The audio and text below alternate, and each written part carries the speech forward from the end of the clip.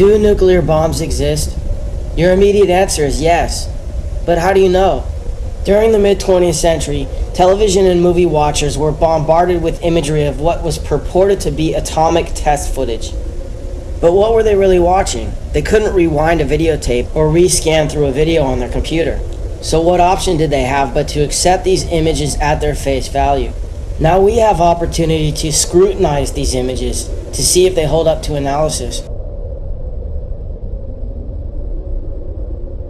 Take a look at these trees. Now what was that? And who turned the camera? They're in awfully straight lines, aren't they? Now this must be a different blast because it's coming from a different direction. Wait, now they've put it back.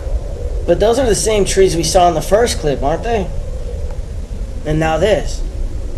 First they showed us these trees that they panned left on. Then they show us these trees that look like they should be next to a model train. Notice how straight the rows are. It looks artificial to me. Then they show us these trees again. Where's the forward camera? And then back to these trees again. And then they show us what looks to be a real forest that's been chopped down or torn down. Now take a look at this. It's footage of the first H-bomb test called Ivy Mike. Watch how it changes.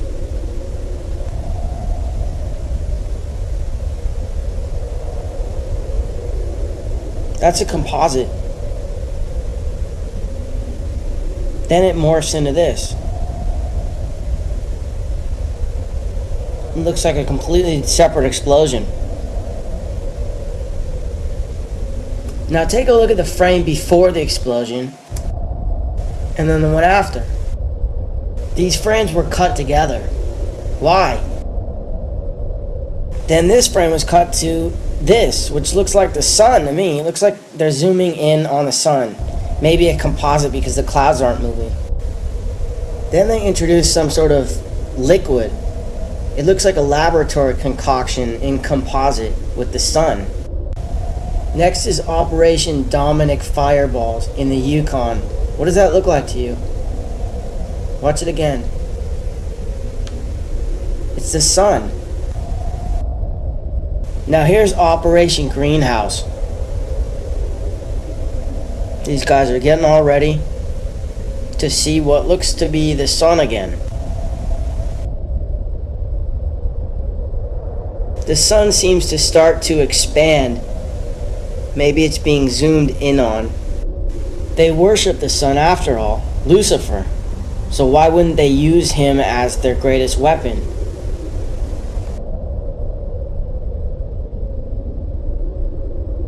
And who headed up the whole program? None other than J. Robert Oppenheimer of the Oppenheimer family, who is reputed to have been the original financiers who got the Rothschilds started in Frankfurt, Germany in the 18th century. He should do his duty, and to impress him, takes on his multi-armed form and says, "Now I am become death, the destroyer of worlds." You're thinking, what about Hiroshima? Is that Hiroshima? Is that Hiroshima?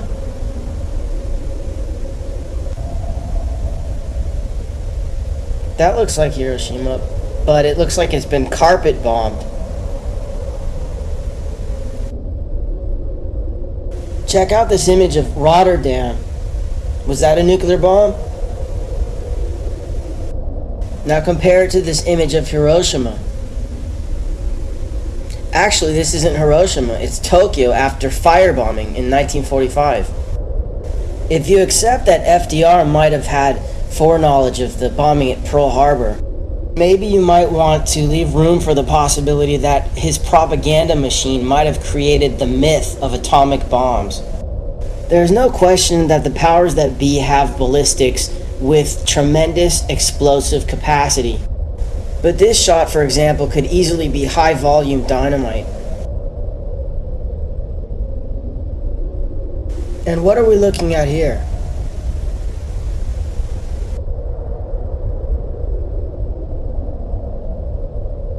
Take a look at this house again. Whatever was strong enough to blow it to smithereens wasn't strong enough to even shake the camera. And look how high up the camera position is. Are we looking at another model? Now look at this bus and this car. Whatever's blowing them up is not moving the camera. And this building seems to blow up from the inside. Everything gets blown every which way except for the camera. Except look in this shot, it seems to tilt up a little bit.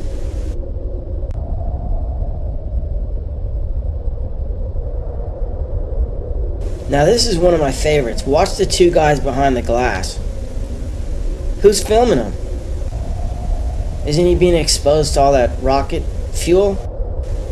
Anyways, I'm not trying to convince anyone of anything. If you're hell-bent on believing that they can blow up the world at the push of a button, then go ahead. But next time you hear a politician justifying the invasion of a country based on the fact that they supposedly have weapons of mass destruction, realize that they're not only lying about the other country supposedly possessing weapons of mass destruction, they also may be lying about the very existence of weapons of mass destruction. And why don't they call them nuclear bombs anymore?